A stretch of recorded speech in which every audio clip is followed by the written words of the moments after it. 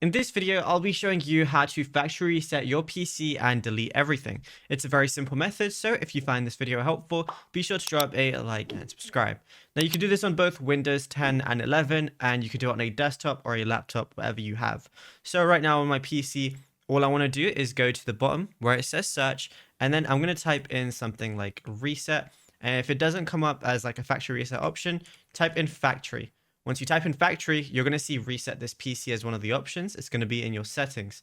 So just go ahead and click on reset this PC. You're going to be brought to this page, which is in system if you want to go through that route. And then you want to press reset this PC where you can choose to keep or remove your personal files, then reinstall Windows. So I'm going to press reset PC right here. And then if you want to delete everything, this is the one you got to click. It says remove everything, and which removes all your personal files, apps, and settings. So this is the one you want to do if you're not going to keep your PC. If you're selling your PC or anything like that, go ahead and choose this. It's going to be getting things ready for you. You're going to be able to select which, how you want to reinstall Windows, and then you'll be good to go. Now, if you found this video helpful, be sure to drop a like and subscribe.